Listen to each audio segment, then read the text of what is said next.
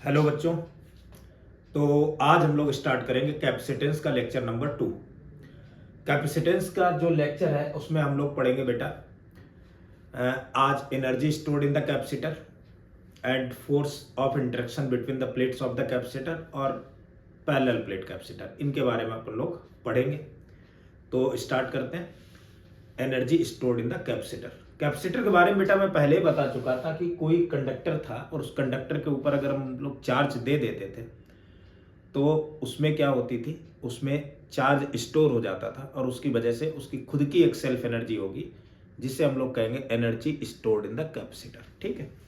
तो सबसे पहले हमने क्या किया बेटा, मान लो ये कोई कंडक्टर है बेटा, ये कोई कंडक्टर है। इस कंडक्टर पर मैंने पॉजिटिव चार्ज दे दिया। अभी इस कंडक्टर पर मैंने कोई पॉजिटिव चार्ज दे दिया, ऐसे पॉजिटिव चार्ज दे दिया। टॉपिक अपना energy stored in capacitor, stored in capacitor.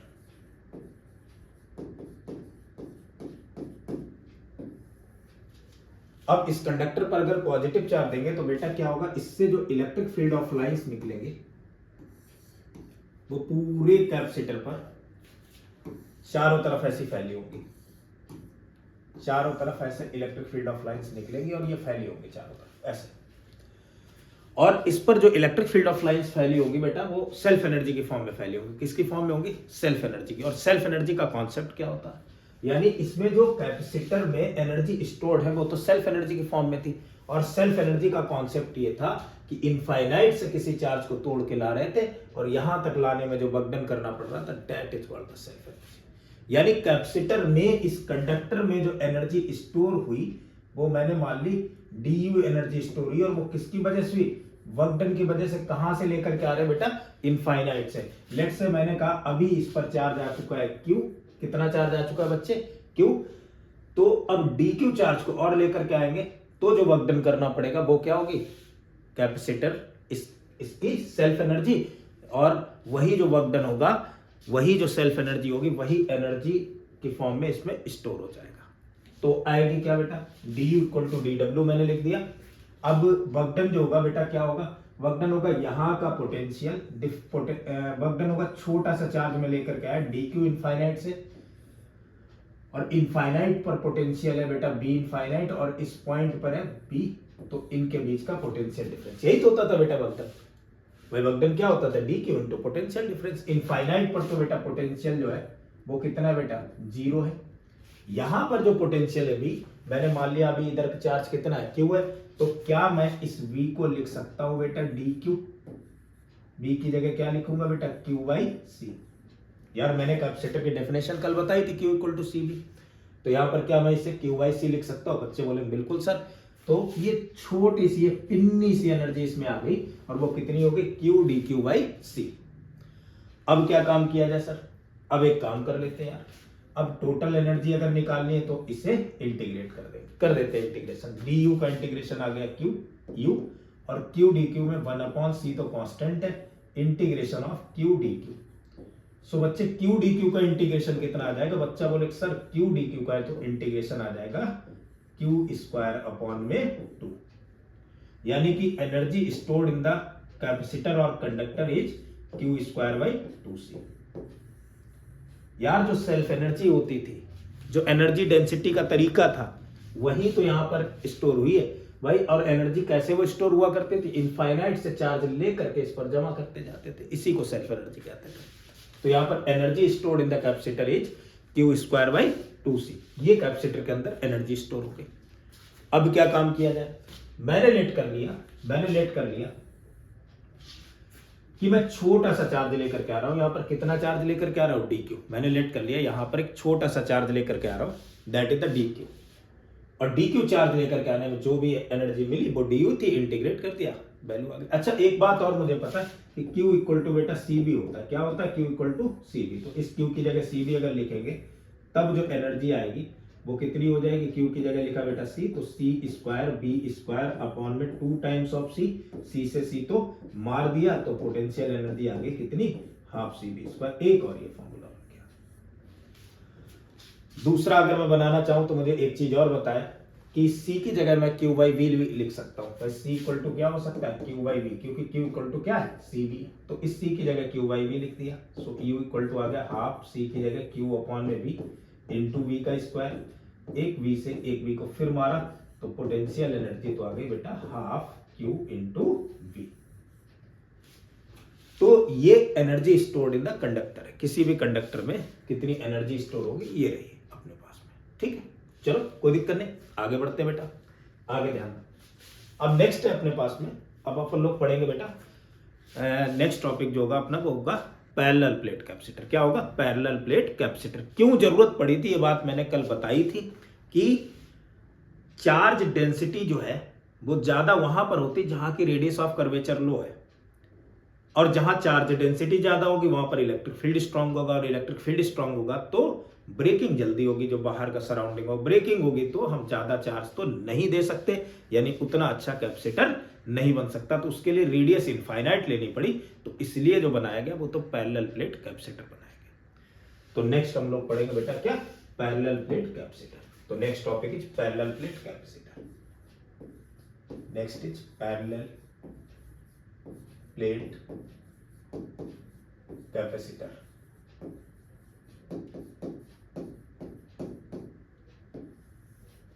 क्या होता है बच्चा पैरेलल प्लेट कैपेसिटर, समझते जरा। पैरेलल प्लेट कैपेसिटर एक अरेंजमेंट है।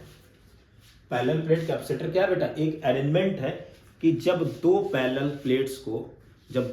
प्लेट्स हो जिनके ऊपर चार्ज हो, एक पर पॉजिटिव चार्ज हो दूसरे पर क्या हो, नेगेटिव चार्ज हो, एक दूसरे के पास में रख दी जाए, और जिनकी वजह से हम लोग एनर्जी को स्टोर कर सके, चार्ज को स्टोर कर सके, पोटेंशियल एनर्जी को स्टोर कर सके, that arrangement is called the parallel plate capacitor.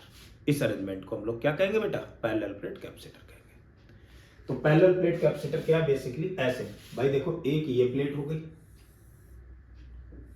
एक ये प्लेट हो गई, दूसरी ये प्लेट हो गई। अब एक पर चार्ज है बेटा, अब ना भी हो चार्ज तो भी कोई दिक्कत नहीं, इन दोनों प्लेट्स के बीच की जो डिस्टेंस है लेट से डी, एंड प्लेट एरिया है ए। एक पर चार्ज मैंने दे दिया प्लस क्यू, दूसरे पर चार्ज दे दिया बेटा क्या, minus Q. That arrangement is called the parallel plate capacitor. इस अरेंजमेंट को अपन लोग नाम देंगे बेटा क्या, पैरेलल प्लेट कैपेसिटर। ये अरेंजमेंट है पैरेलल प्लेट कैपेसिटर। यानी when two plates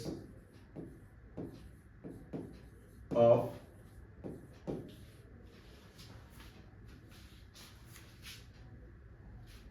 लार्ज या लार्ज प्लेट कह देता, large area separated by small distance,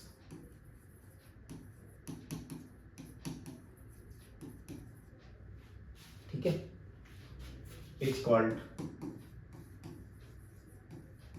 when two charged plate बेटा, it's called parallel plate capacitor। Parallel plate capacitor, ये जो बनेगा वो क्या होगा, पैरेलल प्लेट कैपेसिटर होगा। अब समझो, तो बेसिकली ये जो पैरेलल प्लेट कैपेसिटर है वो एक अरेंजमेंट है। कैसा अरेंजमेंट है, जो चार्ज को स्टोर करेगा, एनर्जी को स्टोर करेगा, पोटेंशियल एनर्जी को स्टोर करेगा, और इनके बीच में इलेक्ट्रिक फील्ड ऑफ लाइंस की फॉर्म में एनर्जी चलेगी। भाई पॉजिटिव से नेगेटिव की तरफ हमेशा क्या चलेगी, इलेक्ट्रिक फील्ड ऑफ लाइंस ऐसा चल रही है। इसके फॉर्म में एनर्जी बीच में स्टोर होती रहेगी। अपन लोगों ने एनर्जी डेंसिटी के बारे में इसमें बात करी थी, शायद ये बात बच्चों को समझ में आ गई होगी। तो बेसिकली पैरेलल प्लेट कैपेसिटर बेटा क्या, पैरेलल प्लेट कैपेसिटर है कि जिसमें क्या होगी, एनर्जी स्टोर होगी। जिसमें क्या होगी बेटा, एनर्जी स्टोर होगी। जिसमें क्या होगा, चार्ज होगा, चार्ज स्टोर होगा। ऐसा दो प्लेट का अरेंजमेंट। तो arrangement, it is the arrangement of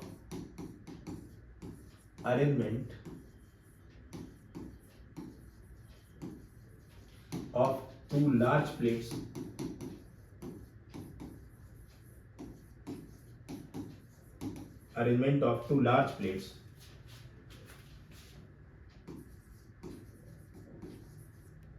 which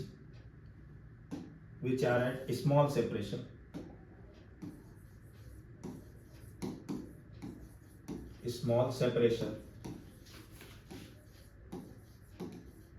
and can store the charge,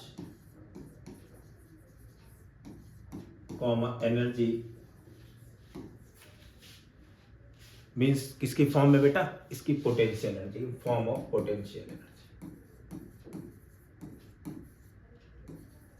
in form of potential energy. Electric field of light चल रही होंगी, उसी के फॉर्म में करेंगे। तो अब अगर पैरेलल प्लेट कैपेसिटर बना ही लिया तो इसके लिए अपन लोग फॉर्मूला भी बना लेते हैं कि पैरेलल प्लेट कैपेसिटर के लिए बेटा फॉर्मूला क्या होगा। तो मैंने मान लिया ये जो प्लेट एरिया है ये ए है और इनके बीच का सेपरेशन कितना दे रखा है, डी है। एक चीज ध्यान रखनी है कि जो एरिया का रूट होगा वो मच ग्रेटर देन डी होना चाहिए, क्योंकि जितने पास में होंगी उतना ही कम पोटेंशियल डिफरेंस होगा और जितना कम पोटेंशियल डिफरेंस होगा उतना ही तो कैपेसिटेंस ज्यादा अच्छा बनेगा। ठीक है, तो ये चीज ध्यान रखनी कि इसकी जो प्लेट एरिया की जो डायमेंशन है उसका रूट जो है वो much greater than small D होना चाहिए। चलो आगे बढ़ते हैं बच्चे, ध्यान दो इस बात को। नेक्स्ट, तो अब देखो इसमें है क्या, समझो मैंने क्या काम किया है। इसमें कैपेसिटर जो है, कैपेसिटेंस इसका फाइंड आउट करना। Let's say capacitance of this is c, इसका जो कैपेसिटेंस है वो क्या है, सी है। मैंने मान लिया इसका कैपेसिटेंस है C and capacitance is defined as basically, यहां पर जो चार्ज आएगा Q अपॉन में क्या लिखेंगे, potential difference between the plates. इस कैपेसिटेंस को अपन लोग कैसे डिफाइन करेंगे बच्चे, इन पर जो चार्ज आएगा Q अपॉन में क्या लिखेंगे बेटा, पोटेंशियल डिफरेंस। तो C equal to Q upon में potential difference that is the delta B।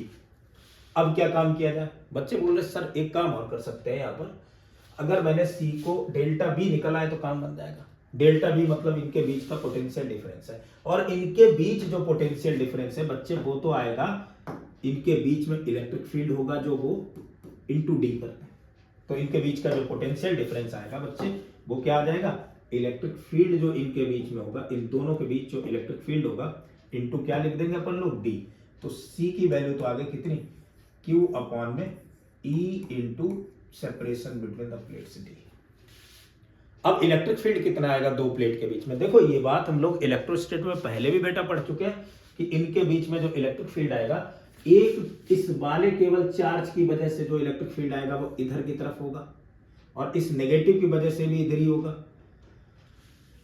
और इनके बीच जो इलेक्ट्रिक फील्ड आएगा वो तो यूनिफॉर्म इलेक्ट्रिक फील्ड आएगा और उसकी वैल्यू कितनी होगी, सिग्मा अपॉन में एक प्लेट की वजह से बेटा 2 एप्सिलॉन नॉट और दूसरी की वजह से भी सिग्मा अपॉन में 2 एप्सिलॉन नॉट, बेटा कितना हो जाएगा, सिग्मा अपॉन में एप्सिलॉन नॉट। ये मेरे ख्याल से बात क्लियर हो गई। अच्छा देखो मैंने कहा कि प्लेट के बीच का सेपरेशन कम रखना है, तो क्यों कम रख रहा हूं भाई, प्लेट के बीच का सेपरेशन इसलिए मैं कम और रख रहा हूं कि इनके बीच का जो इलेक्ट्रिक फील्ड है बेटा वो यूनिफॉर्म है। इलेक्ट्रिक फील्ड अगर यूनिफॉर्म रहेगा तो काम अपना बनता रहेगा, कोई दिक्कत वाली तो बात ही नहीं।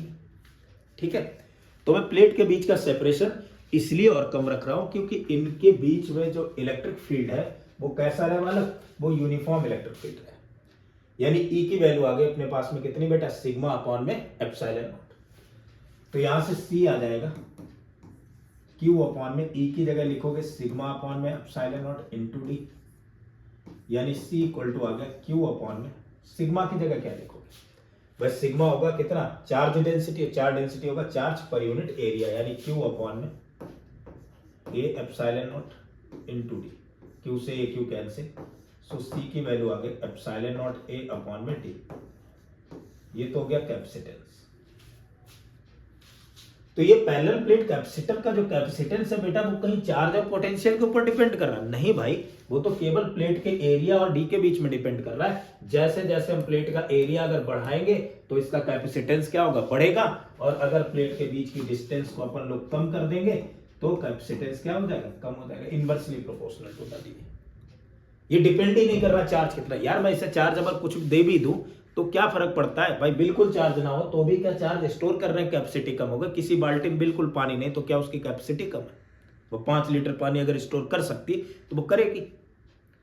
तो कैपेसिटी टू, तो वो है it is ability to store the charge. तो यहां पर इसकी जो कैपेसिटी होगी वो डिपेंड इस पर नहीं कर रही कि इसका एरिया क्या है, ये डिपेंड इस पर नहीं कर रही कि इसके बीच की डिस्टेंस क्या है, डिपेंड तो ये इस बात पर कर रही है, वो डिपेंड इस पर नहीं कर रही इस पर कितना चार्ज स्टोर है, डिपेंड तो इस पर कर रही कि इसकी डायमेंशन क्या, कितना चार्ज स्टोर कर सकती है, प्लेट के बीच की डिस्टेंस क्या है, या बीच में जो डाइलेक्ट्रिक मटेरियल इसके बीच में भरा होगा जिससे ब्रेक डाउन होगा वो कैसा है, उसकी स्ट्रेंथ क्या, उसकी स्ट्रेंथ अगर ज्यादा होगी, ज्यादा स्ट्रेंथ होगी, जल्दी ब्रेक नहीं होगा तो हम और ज्यादा चार्ज स्टोर करा सकते। तो इन सारी बातों पर डिपेंड करेगा, इस पर बिल्कुल डिपेंड नहीं करेगा कि इस पर चार्ज कितना है।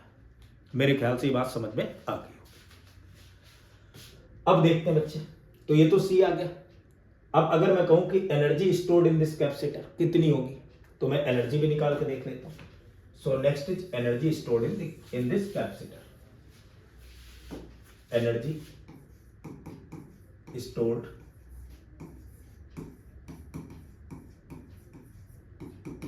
in parallel plate capacitor.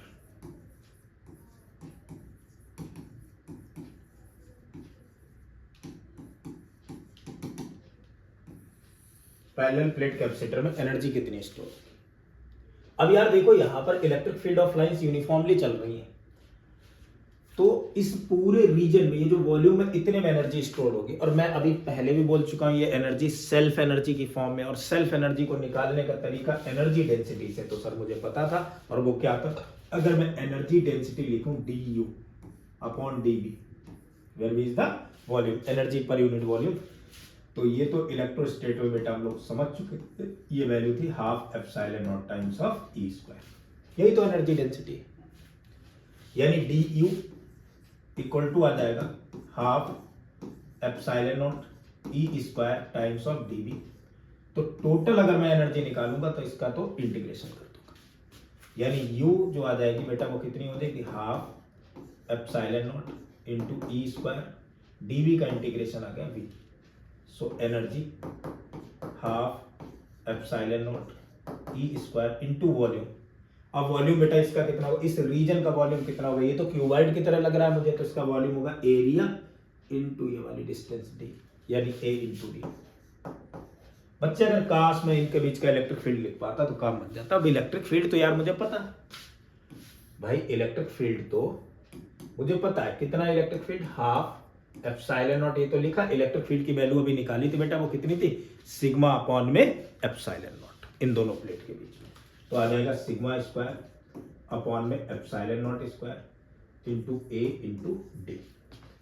So you की वैल्यू आ गई फिर से कितनी बेटा, हाफ एप्सिलॉन से एक एप्सिलॉन कैंसिल, सिग्मा की जगह लिखेंगे चार्ज क्यू स्क्वायर अपॉन में area A square into epsilon into A into D. एक ए से एक ए भी उड़ गया, क्या आ जाएगी, u equal to q square upon में 2 एप्सिलॉन ए, और ये d अपॉन में आ जाएगा एप्सिलॉन ए अपॉन डी। भाई एप्सिलॉन ए अपॉन डी क्या बेटा, प्लेट का कैपेसिटेंस, तो पोटेंस, इसमें एनर्जी जो स्टोर हो जाएगी वो कितनी हो जाएगी, क्यू स्क्वायर अपॉन में 2c। शायद ये बात हम लोग पहले भी अभी कैलकुलेट कर चुके हैं कि जो इसमें एनर्जी आएगी वो कितनी होगी बच्चे, क्यू स्क्वायर बाई 2c। ये बात हम लोग कैलकुलेट कर चुके हैं पहले भी। अब समझो कहानी, क्या मैं क्यू की जगह सी भी लिख सकता हूं, तो वही वाली बात है। तो अगर सी भी लिखोगे तब एनर्जी कितनी आ जाएगी बच्चे, हाफ सी बी स्क्वायर, और अगर इसकी जगह लिखोगे बेटा सी की जगह क्यू वाई भी लिखोगे तो एनर्जी आ जाएगी हाफ क्यू इंटू बी। ये तो एनर्जी स्टोर हो गई। यहां तक की कहानी बिल्कुल क्लियर है, ये सारी चीजें अपने को पता लग गई। ये चीज क्या हो गई बेटा, energy stored in the capacitor. अब आगे बढ़ते हैं। अब इसी पैरेलल प्लेट कैपेसिटर की अगर हम बात करें बेटा, बीच में अगर मैंने कोई डाइलेक्ट्रिक स्लैब फिल कर दी, अब पूछा जाए कि कितना इसमें कितनी एनर्जी होगी स्टोर, या कितना इसका कैपेसिटेंस होगा, तो मैं डाइलेक्ट्रिक स्लैब फिल करा के देखता हूं। तो when a dielectric slab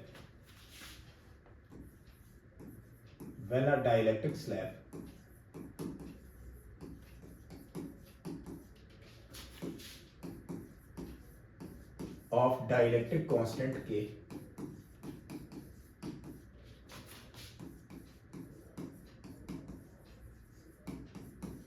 is field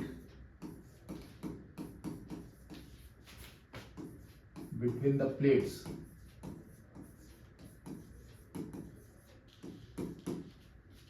जब कोई डाइलेक्ट्रिक स्लैब फिल करेंगे बेटा, जिसका डाइलेक्ट्रिक कांस्टेंट क्या होगा, के होगा, प्लेट के बीच में। तो ये प्लेट है, मैंने क्रॉस सेक्शन बेटा ऐसे बनाया हुआ प्लेट का, इसमें मैंने डाइलेक्ट्रिक स्लैब फिल कर दी, बिल्कुल उतनी थिकनेस की जितनी थिकनेस का ये कैपेसिटर है, वो जितनी विड्थ कैपेसिटर के प्लेट के बीच की सेपरेशन है उतनी ही सेपरेशन की बिल्कुल डाइलेक्ट्रिक स्लैब इसमें फिल कर दी, और जिसका डाइलेक्ट्रिक कांस्टेंट प्लेट से के है। अब क्या होगा, अब ये होगा बेटा कि अंदर इलेक्ट्रिक फील्ड चेंज हो जाएगा भाई। अब अंदर इलेक्ट्रिक फील्ड डाइलेक्ट्रिक फील्ड कराने से ई नहीं रहेगा, अब कितना हो जाएगा बेटा, ई बाई के हो जाएगा, जो पहले था उसका 1/k टाइम्स। तो अब कैपेसिटेंस कितना आना चाहिए, तो बच्चे बोले सर कैपेसिटेंस जो आएगा वो C इक्वल टू Q/V होता था। मैंने कहा यहां पर चार्ज प्लस Q और इसके इस फेस पर चार्ज है माइनस Q। अभी कहानी बताऊंगा मैं चार्ज की भी, ये जो फेस पर चार्ज होता है ये नहीं क्यों लेते। तो ये आ गया C इक्वल टू Q/V। तो C की value C equal to Q/V की बात करें तो इनके बीच का इलेक्ट्रिक फील्ड इनटू डिस्टेंस, और बेटा इनके बीच जो इलेक्ट्रिक फील्ड आएगा अलग, वो कितना होगा बेटा, इलेक्ट्रिक फील्ड तो इनके बीच में होगा, पहले वाला जो इलेक्ट्रिक फील्ड था वो लेट से E0 था जो एयर कैपेसिटर का था, E0/K आएगा इनटू डी। और E0 को बच्चे अच्छे से लिखना जानते हैं, बच्चा बोले सर E0 को तो लिखते थे σ/ε0 इनटू डी। और सिग्मा क्या होगा, सिग्मा वाला होगा कितना, Q/K ε0 into A into D. Q से Q कैंसिल कर दिया तो C की वैल्यू आ गई K ε0 A/d। यानी डाइलेक्ट्रिक स्लैब अगर इसके बीच में बेटा फिल करेंगे तो डाइलेक्ट्रिक स्लैब फिल करने पर इनके बीच जो कैपेसिटेंस होगा वो K टाइम्स बढ़ जाएगा, और बढ़ भी जाना चाहिए क्योंकि एयर की डाइलेक्ट्रिक स्ट्रेंथ उतनी ज्यादा नहीं होगी जितनी इसकी होगी, और एयर की डाइलेक्ट्रिक स्ट्रेंथ अगर कम होगी तो इसकी वजह से इसका कैपेसिटेंस तो बढ़ जाएगा। मेरे ख्याल से बात समझ में आ गई।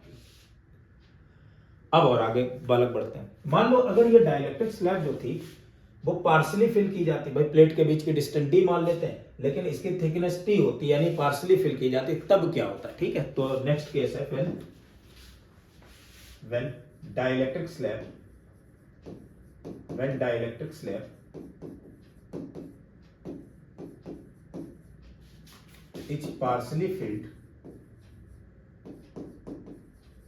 is partially filled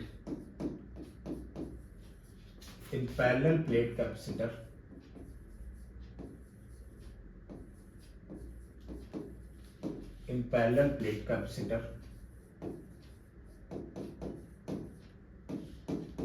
अगर कोई डाइलेक्ट्रिक स्लैब है उसे अपन लोग पार्शली फिल करते हैं पैरेलल प्लेट कैपेसिटर में, तब क्या होगा कैपेसिटेंस देखते हैं।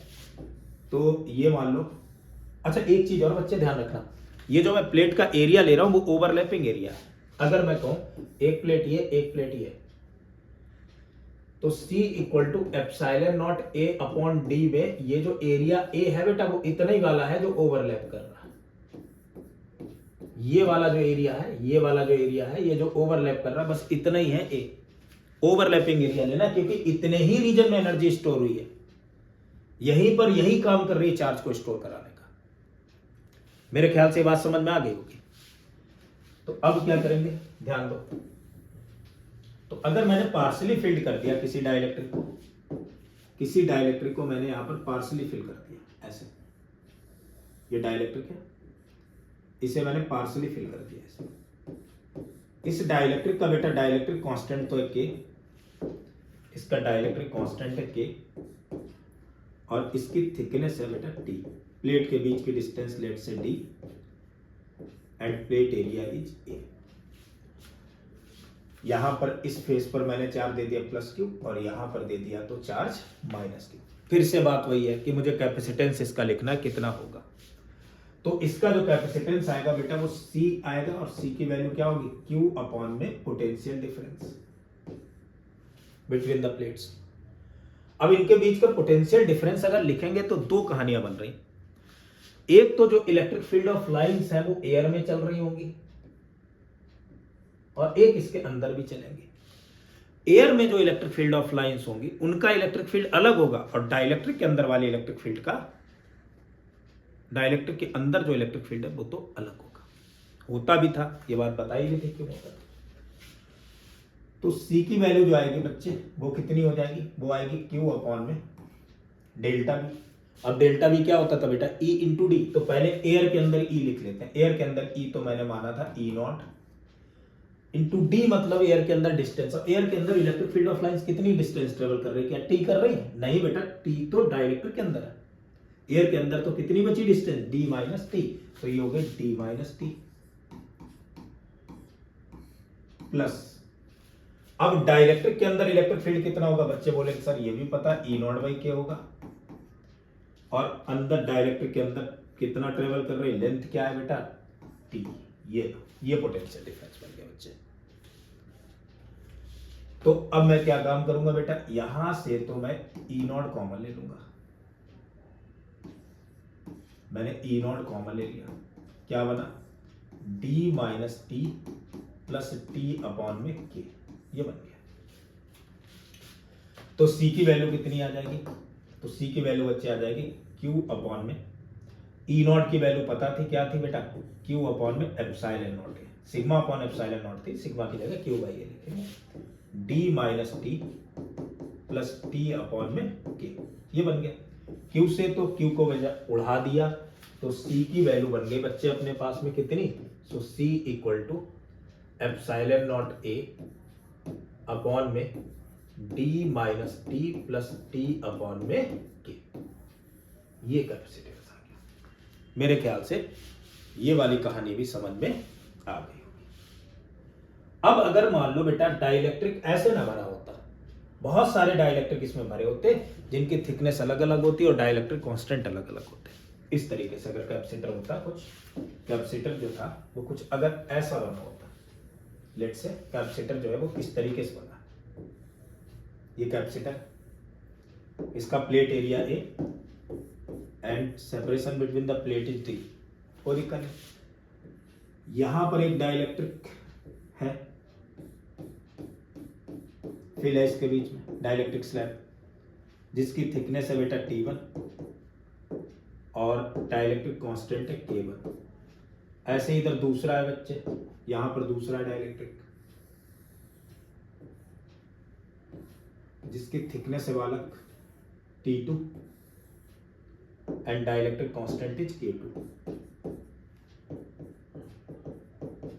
ऐसे ही तीसरा है बेटा, एक और है यहां पर जिसकी थिकनेस है बेटा T3 और डाइलेक्ट्रिक कांस्टेंट है K3।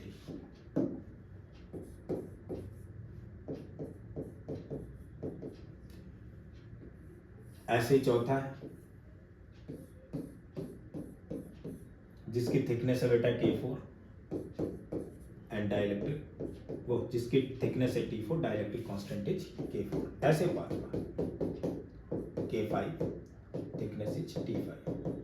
अब इनका इक्विवेलेंट कैपेसिटेंस बताना कितना होगा बच्चे। फिर से कोई दिक्कत नहीं, मुझे पता है कि जब पार्शियली फिल्ड था तब C की वैल्यू आ गई थी बेटा कितनी, एप्सिलॉन नॉट A अपॉन में D minus t plus t upon में K। यही बात, यही तो आई थी वाला। और ये आई कहां से थी, हम लोगों ने पोटेंशियल डिफरेंस लिखा था, तो वही काम तो मैं यहां पर भी करूंगा। फिर से अगेन मैंने कहा कि इसके बीच का जो कैपेसिटेंस आएगा वो तो Q अपॉन डेल्टा बी आएगा। सो Q ऐसे ही लिखा, डेल्टा बी मतलब इनके बीच का पोटेंशियल डिफरेंस। और पोटेंशियल डिफरेंस बेटा हम लोग कैसे लिख सकते हैं, यहां पर इलेक्ट्रिक फील्ड इनटू ये वाली डिस्टेंस, फिर यहां पर इलेक्ट्रिक फील्ड इनटू ये वाली डिस्टेंस, फिर यहां पर इलेक्ट्रिक फील्ड इनटू ये वाली डिस्टेंस। मतलब इधर इलेक्ट्रिक फील्ड कितना होगा बेटा, E not by K1 into distance T1 plus E not by K2 into distance T2 plus E not by K3 into distance T3 plus E not by K4 into distance T4 plus E not by K5 into distance T5। यही तो बना यार। क्या common है बच्चे, बच्चे बोलेंगे sir यहाँ तो कॉमन है ई नॉट, मैंने ई नॉट को कॉमन ले लिया, क्या बचा T1 by K1 plus T2 by K2 plus T3 by K3 plus T4 by K4 and plus T5 by K5। बात आ रही ई नॉट की, तो ई नॉट को क्या लिखेंगे, सो ई नॉट इज क्यू अपॉन में, ई नॉट को लिखेंगे बेटा सिग्मा अपॉन में एप्सिलॉन नॉट, यानी क्यू अपॉन में epsilon not A T1 by K1 plus T2 by K2 plus T3 upon में K3 plus T4 upon K4 plus T5 upon में K5। Q से मैंने Q को कैंसिल आउट कर दिया, तो C की तो वैल्यू आ जाएगी कितनी बेटा, C इक्वल टू आ जाएगा epsilon not A upon T1 by K1 plus T2 by K2 plus T3 by K3 T4 by K4 plus T5 by K5। अगर n टर्म दे रखे होते तो Tn बाई Kn हो जाता। मेरे ख्याल से सारी बातें बच्चों को समझ में आ गई होंगी कि पैरेलल प्लेट कैपेसिटर में कैपेसिटेंस अपन लोग कैसे लिखेंगे। अच्छा मानो बच्चे अगर यहां डाइलेक्ट्रिक ना होता, कोई पार्सली फील्ड होता, एक मेटल, कोई मेटेलिक स्लैब इसके बीच में पार्सली फील्ड होती, तब क्या होता। डाइलेक्ट्रिक स्लैब नहीं, मैं बोले दे रहा हूं, इसके बीच में अगर कोई मेटेलिक स्लैब पार्सली फील्ड होती, अगर कोई इसके बीच में मेटेलिक स्लैब होती पार्सली फील्ड, तब क्या होता, टी थिकनेस कर लेते हैं, देखते हैं। मान लो इसके बीच में कोई मेटेलिक स्लैब है जो पार्सली फील्ड है, ऐसे एक मेटेलिक स्लैब है, ऐसे ये पार्सली फील्ड है,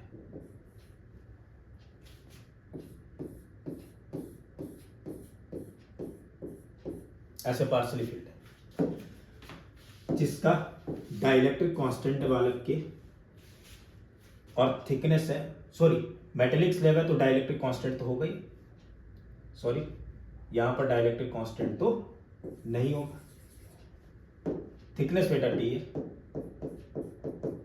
प्लेट के बीच की डिस्टेंस टी है। तो अब मेटेलिक स्लैब की बात आ रही, फिर से पूछा गया सी, तो मैं कहूंगा सी तो आएगा क्यू बाई डेल्टा बी बच्चे। भाई सी की वैल्यू क्या आ जानी चाहिए, सी की वैल्यू तो आ जाएगी क्यू अपॉन में डेल्टा बी। अब बात आ रही क्यू बाई डेल्टा बी की, तो क्यू तो ऐसे ही लिखूंगा क्योंकि इस पर चार्ज है प्लस क्यू और इस पर तो चार्ज है माइनस क्यू, तो क्यू मैंने ऐसे ही लिख दिया। डेल्टा बी मतलब पोटेंशियल डिफरेंस, और उसे लिखने का क्या तरीका था, ई इंटू डी। तो इलेक्ट्रिक फील्ड जो बेटा होगा वो केवल और केवल एयर में होगा, क्योंकि मेटल के अंदर तो इलेक्ट्रिक फील्ड होता है 0। तो पोटेंशियल डिफरेंस भी इन्हीं के बीच में आएगा, उधर तो आने ही नहीं, तो इलेक्ट्रिक फील्ड एयर में होगा, यानी ई नॉट इंटू एयर कितनी हो गई बेटा, डी माइनस टी। तो सी की वैल्यू आ गई कितनी बेटा, क्यू अपॉन में ई नॉट की वैल्यू क्या हो जाएगी बेटा, क्यू अपॉन में epsilon not times of A into D minus T. Q से क्यू कैंसिल, तो कैपेसिटेंस बन जाएगा कितना बच्चे, एप्सिलॉन नॉट ए अपॉन में डी माइनस टी। अब अगर यही कहा जाए कि ये जो मेटेलिक प्लेट है उसकी थिकनेस बहुत कम है, if T is much much much less than D, बहुत पतली स्लैब है ऐसे, तो अगर ये बहुत कम है तो सी कितना आ जाएगा बेटा, एप्सिलॉन नॉट ए अपॉन में डी माइनस टी नहीं रह जाए, केवल इतना ही रह जाए, कोई फर्क नहीं पड़ेगा, जैसा एयर कैपेसिटर होता था वैसे ही रहेगी।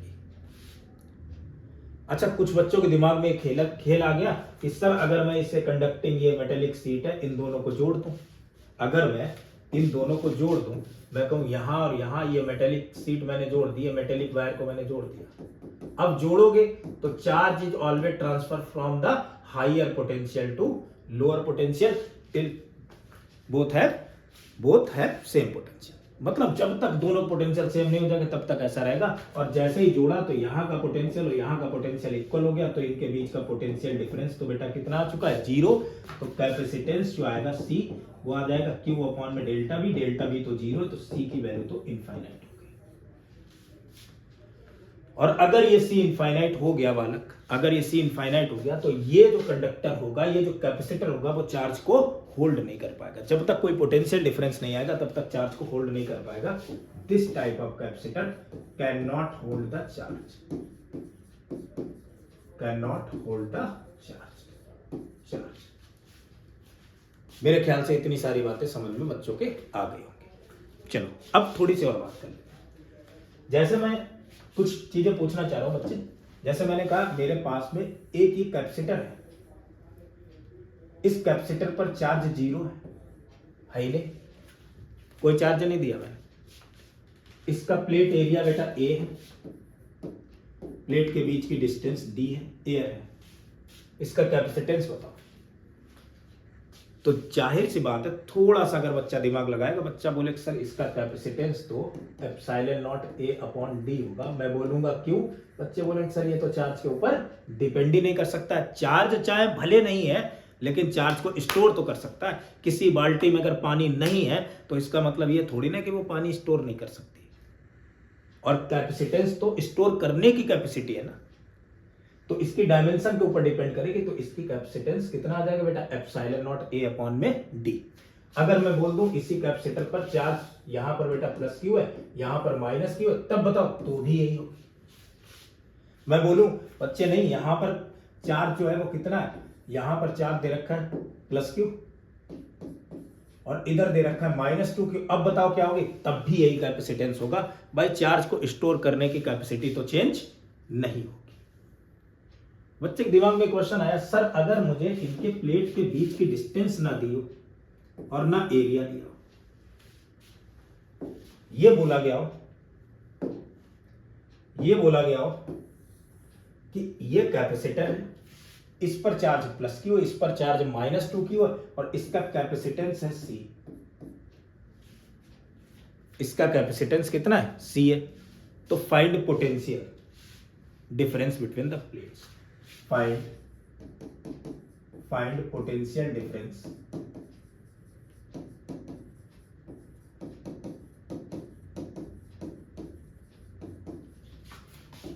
Between the plates.